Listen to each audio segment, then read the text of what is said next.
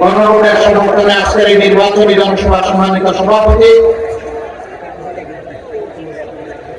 চট্টগ্রাম মহানগরী বাংলাদেশ জামায়াতে ইসলামের আমির জনাব নজরুল ইসলাম, মঞ্চে বসা বাংলাদেশ জামায়াতে ইসলামী এনসিপি বাংলাদেশ খেলাফত মজলিস সহ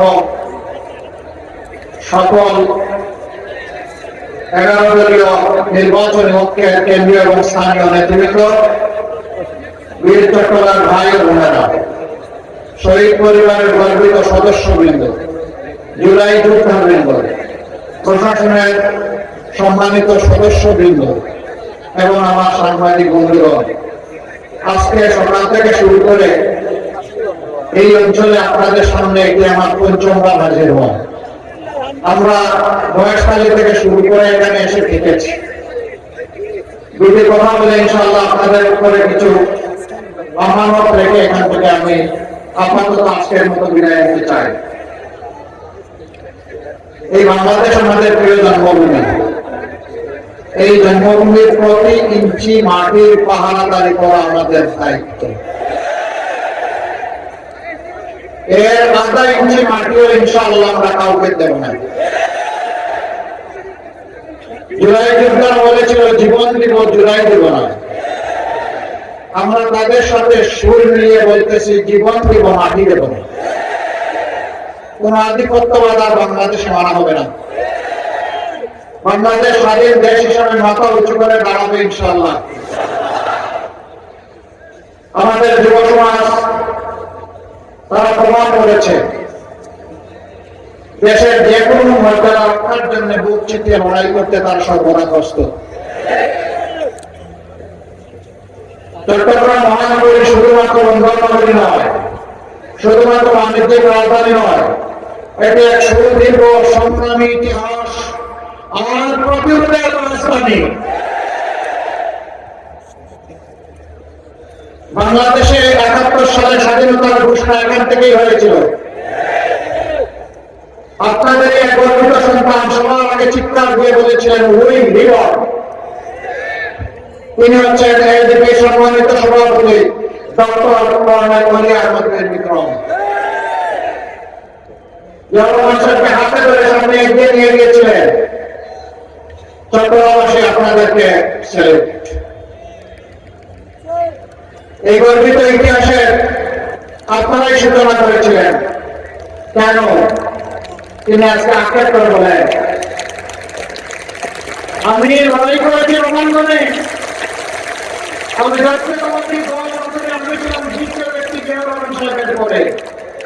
তিনি এখন বলেন আমি এখন বিএনপিতে নাই, আমি থাকতে পারি না, কারণ এটি জিয়াউর রহমান সাহেবের বিএনপি নয়। তিনি বলেন এটি বেগম জিয়ারও বিএনপি নয়। তিনি আরেকটি কথা বলেন, সেটা আমি বলতে চাই না, তার মুখ থেকে আপনারা শুনে নেবেন।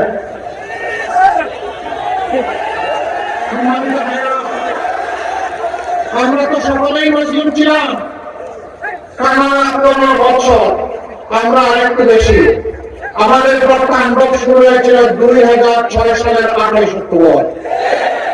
লক্ষ্মীবাইকার তাণ্ডব চালিয়ে 0 পয়েন্টে প্রকাশ্য দিবালোকে আমাদের 6 জন ভাইকে খুন করা হয়েছিল।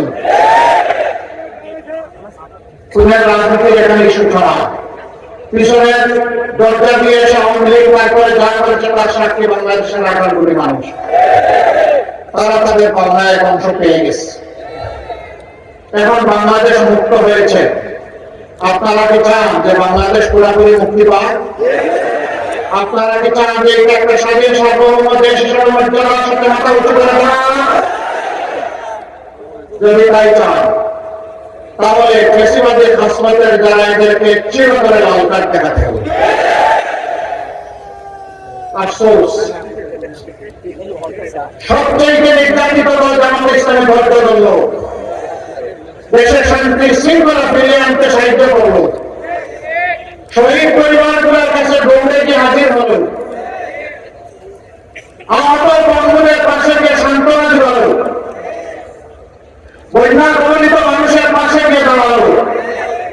আর সেই জায়গায় এক দল ছাত্রবাদীদের ছাপায় পড়বে।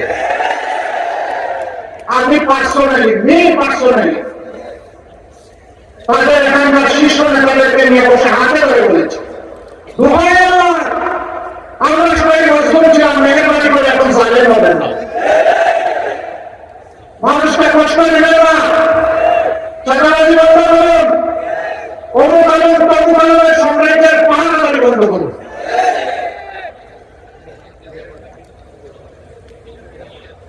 এখানে ওখানে বিভিন্ন জায়গার দখলদারি শুরু হয়ে গেল। এই দখলদারি করতে গিয়ে নিজেদের 234 জন মানুষকে নিজেরাই মেরে ফেলে। এরা বাংলাদেশকে কি দিবে? 28 সালের 28 অক্টোবর বার্তা দিয়েছিল ক্ষমতায় আসার আগে, আজকে একই বার্তা দিচ্ছে এই দলটি। সেই দলের নেতাদেরকে বারবার অনুরোধ করা সত্ত্বেও তারা শান্তির পথে মানুষকে সম্মান, মানুষকে ভালোবাসার পথে তারা আসছেন না। এখন তারা রয়েছেন আমাদের পিছনে,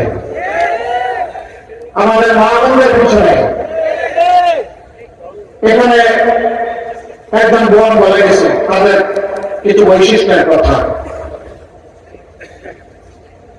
তারা মা বোনদের গায়ে হাত দেয়, তারা হুমকি দেয়, কাপড় খুলে ফেলবে। এরা কি মায়ের পেট থেকে জন্ম নেয় নাই? এরা যদি মায়ের পেট থেকে জন্ম নিয়ে থাকে তাহলে এদেরকে অনুরোধ করবো, প্রথম তোমার মাকে সম্মান করো। তুমি যদি তোমার মাকে সম্মান করতে জানো তাহলে গোটা বাংলাদেশ এবং বিশ্বের সমস্ত মাকে তুমি সম্মান করতে পারবা। আর তোমার যদি সেই পারিবারিক শিক্ষা না থাকে তাহলে তুমি মানুষ নও। এটি আমার কথা নয়, এটি আল্লাহর কালামের কথা। কালাম আলহুম আদল। এরা চাই প্রায় জন্তুর মতো, বরঞ্চ তার চেয়ে নিকৃষ্ট। আমি কেন এর প্রতিবাদ করি? এখন আমার আইডি হ্যাক করে আমার নামে এত জঘন্য একটা বিষয় চালিয়ে দেওয়া হয়েছে। এখন বলবেন যে আপনার এই কলাটা খাইল কে? ঠাকুর করে কে? ওই কলায় অর্ধেক কামড় দিয়ে বলে আমি কলা খাই না। হ্যাক করেছে না, তারা আলহামদুলিল্লাহ ইতিমধ্যে আবিষ্কার হয়ে গেছে কারা করেছে।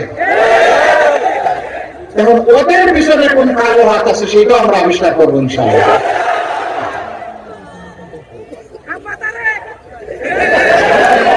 এবং কার কথা বলবো? লাল হিসাবের কথা বলবো না কালো হিসাবের কথা বলবো?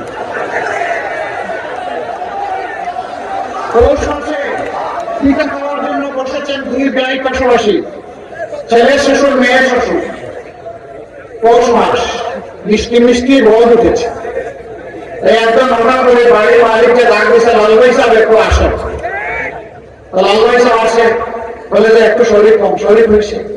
এখন আরেক ভাই যিনি এসেছেন তিনি হা করে লাল ভাই সাহেবের দিকে তাকিয়ে গেছে, খাওয়া দাওয়া ভুলে গেছে। উনি আর খাই নাই। ওই পাড়াপড়শি লোকটা চলে যাওয়ার পরে বাড়ির মালিক জিজ্ঞেস করলে ব্যবসা কি হলো? আমার একটু লোককে দেখে এখানে আত্মীয়কে দেখে আপনার সাথে খাইতে বসাইলাম, আপনি খাওয়া বন্ধ করে দিলেন। ওই যে আপনি যখন তাহলে লাল ভাই সাহেব বলে ডাকলেন, সে যখন এখানে আসলো তার চেহারা দেখে আমি আল্লাহ শুকরিয়া আদায় করে বললাম, ইনি যদি লাল ভাই সাহেব হন তাইলে এই এলাকার কালো ভাই সাহেবের হালত কি?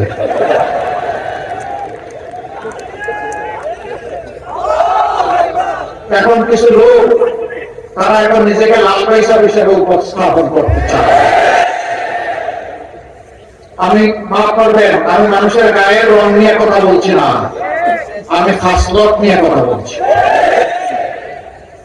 এই 2 দিন আগেও গাজীপুরে একজন ফ্যাশন ডিজাইনারকে চাঁদা চাইতে গেছিল, চাঁদা দেয় নাই, মেরে ফেলছে। এরা আমার বড় গলায় কথা বলে। এরা যখন একসময় ক্ষমতায় ছিল ঢাকা বিশ্ববিদ্যালয়ে, আমি হলের নাম নেব না, ওগুলো সব আমাদের কলিজার টুকরা নেই। সেখানে ঢুকে ওরা কি করেছিল আপনারা সবাই জানেন,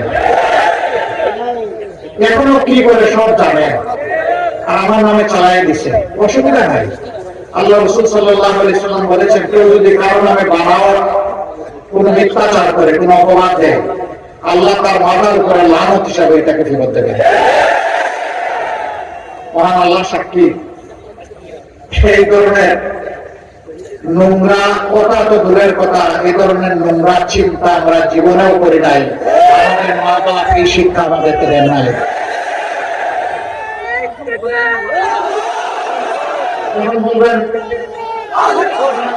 বলবেন যে মাঘ মাসে মাথায় তো গরম হইল কেন? এটা তো চৈত্র মাসে গরম হওয়ার কথা। মাঘ মাসে গরম হয়েছে কি কারণে জানেন? জুলাই যোদ্ধাদেরকে যারা তুচ্ছ তাচ্ছিল্য করেছিল, জুলাইকে যারা স্বীকৃতি দেয়নি, সেই তরুণ সমাজ ইতিমধ্যে জাতিকে একটা বার্তা দিয়েছে। ঢাকা বিশ্ববিদ্যালয় থেকে শুরু করে জগন্নাথ বিশ্ববিদ্যালয় পর্যন্ত এই তরুণ ছাত্র সমাজ জানিয়ে দিয়েছে যে তারা চাঁদাবাজ, দুর্নীতিবাজ, মামলাবাজ, স্ট্যান্ড দখলকারী এবং নারীদের ইজ্জত হরণকারী, এদেরকে তারা লাল কার্ড দেখিয়ে দিয়েছে। এরপরে নির্বাচনগুলো ঠেকিয়ে দেওয়া হয়েছে ভয়ে। যেখানেই হচ্ছে সেখানেই দুর্গের পতন।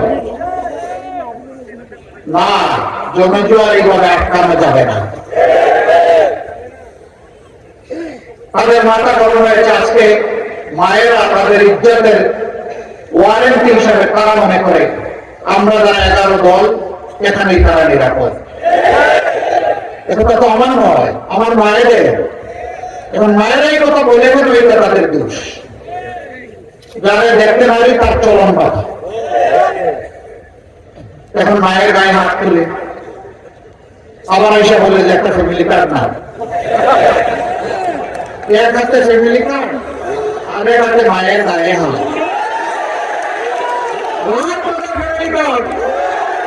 আমার মায়ের মধ্যে চাইতে বড় ফ্যামিলি কার্ড নস্যি, এর 2 পয়সার কোনো গুরুত্ব নাই।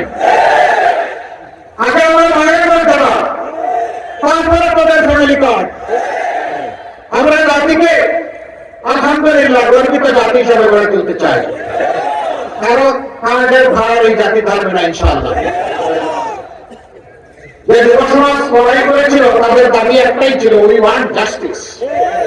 আমরা সমাজের সব ক্ষেত্রে আমাদের ন্যায্যতা চাই, জাতির সমস্ত নাগরিকদের ন্যায্যতা চাই। এই ন্যায্য দিতে যারা অস্বীকার করেছিল তাদেরকে খালি হাতে মোকাবিলা করে দুনিয়া থেকে, দেশ থেকে বিদায় করে দিয়েছে। সেই মায়ের সন্তানদেরকে ভয় দেখাই না। আমাদের মায়েদের গায়ে আগুন মার দিচ্ছ, আগুন জ্বলে উঠবে। আগুন, এই আগুন কেউ নিভাতে পারবে না। অপবাদ দিয়ে আমাদেরকে ঠেকাতে পারবে না। ভয় ভীতি দেখে আমাদের গতিস্তব্ধ করতে পারবো না। আলটিমেট মঞ্জিলে না যাওয়া পর্যন্ত ইনশাআল্লাহ থামবো না। আমাদের মঞ্জিল হচ্ছে ন্যায় ইনসাফের ভিত্তিতে, আল্লাহ দেওয়া বিধানের ভিত্তিতে বাংলাদেশকে একটি ইনসাফ ভিত্তিক দেশ হিসাবে গড়ে তোলা। এই যুব সমাজ কারোর কাছে ভিক্ষা চায় নাই, আমাদেরকে বেকার ভাতা দিবা কিনা। তারা বলেছে আমাদের হাতে কাজ দাও। কাজ করতে চাই, দেশ করতে চাই। আমরা কথা দিচ্ছি যুব সমাজ, আমরা ওই বেকার ভাতা দিয়ে তোমাদেরকে অসম্মানিত করবো না। তোমাদেরকে শিক্ষা প্রশিক্ষণ দিয়ে তোমাদের হাতকে কারিগর, দেশ গড়ার কারিগর হিসেবে গড়ে তুলবো ইনশাআল্লাহ। তোমার দেশটা তুমি নাও, আমার দেশটা আমাকে গড়ে দাও।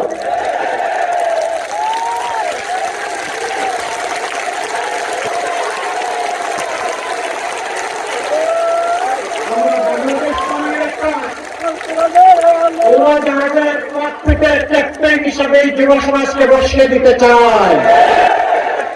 এই উড়োজাহাজের প্যাসেঞ্জার সিটে আমরা বসে থাকতে চাই। এরা এই উড়োজাহাজ চালিয়ে জাতিকে সামনের দিকে নিয়ে যাবে। অতীতের আসন্ন বেড়েই জাতিকে আমাদের বিভক্ত করতে দেওয়া হবে না ইনশাআল্লাহ। ধর্মের বর্ণে কোনো ভেদাভেদ আমরা চাই না। সকল ধর্মের মানুষ মিলে এই দেশকে আমরা ফুলের বাগান হিসাবে সাজাতে চাই। সকলের জন্য আমরা নিরাপত্তা নিশ্চিত করতে চাই। বিশেষ করে মা-বোনদের জন্য তাদের বিয়ে, চলাচলে এবং কর্মস্থলে ইনশাআল্লাহ আমরা আমাদের সকল শক্তি দিয়ে নিরাপত্তা নিশ্চিত করব। মায়ের মর্যাদা মাথার উপরে তাদেরকে তুলে রাখবো ইনশাআল্লাহ। মায়ের মর্যাদা নিয়ে জান দিতে প্রস্তুত থাকবো। প্রিয় দেশবাসী,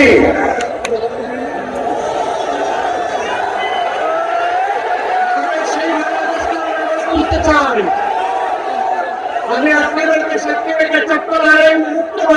আজকে ঘোষণা দিচ্ছি, আমি জামাতে ইসলামের চূড়ার দায়িত্বশীল, কিন্তু আমি জামাতে ইসলামের বিজয় চাই না।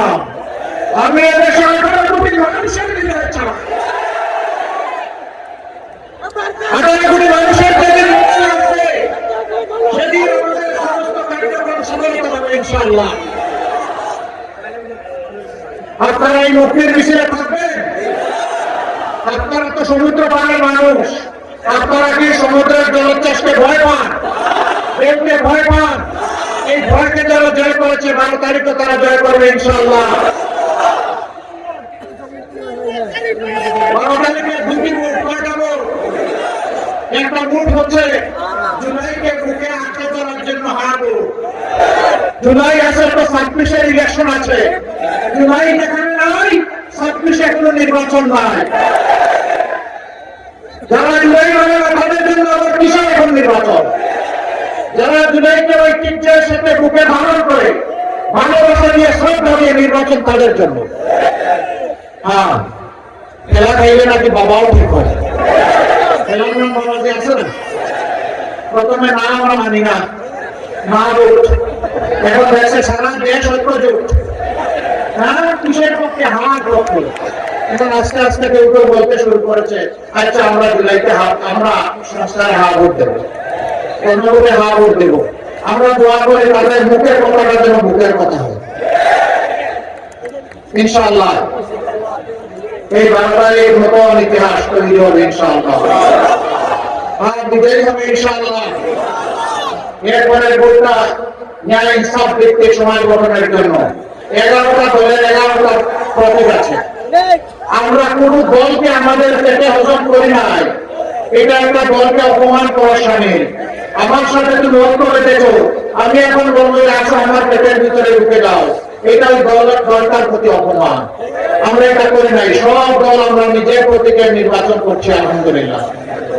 এখানকার 4টা আসন, খাগড়াছড়ির একটা আসন, এই 5টা আসন মেহরবানি করে চট্টগ্রামবাসী আমাদেরকে উপহার দিন। আমাদেরকে বলতে জামাতে ইসলামীকে নাও। 18 কোটি মানুষকে উপহার দিন।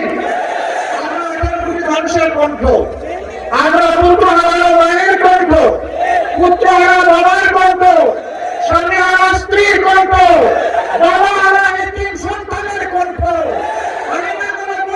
লোকগুলোর কণ্ঠ, হারিয়েছেন সেই মাদের কণ্ঠ। আমরা আমাদেরকে মেহরবানি করে আপনাদের ভোটগুলো দিন। আমরা কথা দিচ্ছি ইনশাআল্লাহ আমাদের উপর আস্থার প্রতিদান আমাদের সমস্ত শক্তি দিয়ে আমরা দেব ইনশাআল্লাহ। চট্টগ্রামবাসী এখানে অনেক ব্যাপার আছে, এটাকে গর্বের চট্টগ্রাম হিসাবে গড়ে তোলার প্রয়োজন আছে। অনেকে আক্রোশ করে বলেছে মানে বাণিজ্যিক রাজধানী, কিন্তু কাজে এটা অন্য কিছু ফাঁকা। কিছু মানুষ বিক্রি করে এই বন্দরকে বিক্রি করে কপাল বানিয়েছে। আগামীতে সুযোগ আর দেওয়া হবে না। জনগণের বন্দর জনগণের হবে। ভাইরা আপনারা এই প্রতিকূলার পক্ষে থাকবেন। আমার একটা অনুরোধ, এখানে যে প্রতীক আমরা যার হাতে তুলে দেব তার পক্ষেই জামাই করবেন ইনশাআল্লাহ। আমরা সবাই মিলে এখন থেকে মনে করবেন একটা মাত্র দল, প্রতীক যেটাই হোক দল আমাদের একটা মনে করে আমাদেরকে লড়তে হবে ইনশাআল্লাহ। এই লড়াইয়ে আমার বিজয় হবে ইনশাআল্লাহ। আমরাই বিজয়ী হব, 18 কোটি মানুষের বিজয় হবে ইনশাআল্লাহ। এবার আমি প্রথমে চট্টগ্রাম 9 আসন, এই 9 আসনে একজন বিজ্ঞ চিকিৎসক প্রবীণ রাজনীতিবিদ ডাক্তার A.K.M. ফজলুল হককে সামনে আসার জন্য অনুরোধ করি।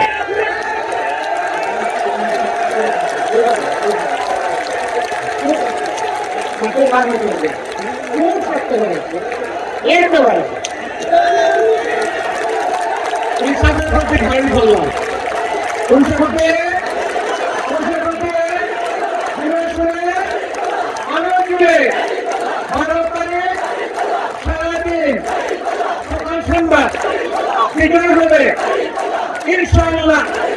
বিজয় বাবা ইনশাআল্লাহ। মাশাআল্লাহ।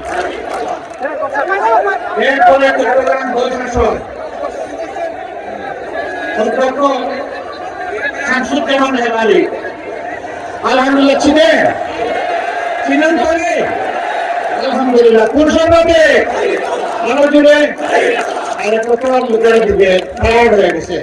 আরে সবাই জোরে শুনে ইনশাআল্লাহ ভারতের জিতবে এবার মা বোনের জনগণের মজুরানের জিতে যাবে ইনশাআল্লাহ মাশাআল্লাহ। তারপরে চট্টগ্রামে গেল সবাই কাউন্সিলর ছিলেন, এবার আরেক কাউন্সিলর শফিউল আলম মাশাআল্লাহ প্রত্যেকটা চিনেন সাথে ঘুরে শুনে ইনশাআল্লাহ আরো জিতে যাবে, জিতে আনবো সকাল বিকাল সারাদিন বিজয় বেলা ইনশাআল্লাহ মাশাআল্লাহ। এরপরে চট্টগ্রাম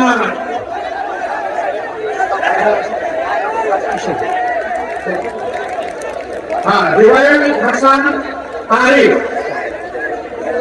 এনসিপি নেত্রী আসছে, বললে আমি একটু শক্তি যোগাই, আমরা সবাই মিলে শক্তি যোগাবো ইনশাআল্লাহ। প্রতীক আছে জুড়ে সুরে আরো জুড়ে ভারতের সারাদিন জিতে যাবে ইনশাআল্লাহ মাশাআল্লাহ। এরপরে বাংলাদেশের 258 নম্বর আসন, আর পরে মাত্র আছে 2টা। এই 2টার আগের আসনটায় বিশিষ্ট আইনজীবী অ্যাডভোকেট ইয়াকুব আলী চৌধুরী, তার হাতে আমরা বাড়িপাল্লা তুলে দিচ্ছি ইনশাআল্লাহ। আমরা সমতল এবং পাহাড়ের কোনো ব্যবধান রাখবো না, সবাই আমাদের বাংলাদেশের মানুষ, যেমন ধর্মের ব্যবধান রাখবো না তেমনি পাহাড়ি আর সমতল বলে কোনো কথা থাকবে না। আমরা মিলেমিশে ভাই ভাই হয়ে দেশটাকে ভালোবাসবো, সবাই মিলে দেশ করবো ইনশাআল্লাহ। বাড়িপাল্লার পক্ষে আছে ইনশাআল্লাহ, আপনার জন্য দোয়া করবেন, আল্লাহ যেন তার রহমত বরকত দিয়ে ওনাকে সাকসেসফুল করেন। সবাইকে ধন্যবাদ। আসেন বিদায় বেলা আল্লাহ শুকরিয়া আদায় করে বজ্রকণ্ঠে আওয়াজ করে স্লোগান দিয়ে আমরা বিদায় নেই। লিল্লাহি তাকবীর, লিল্লাহি তাকবীর, ইনকিলাব ইনকিলাব, জিন্দাবাদ জিন্দাবাদ, ইনকিলাব জিন্দাবাদ। আসসালামু আলাইকুম ওয়া রাহমাতুল্লাহ।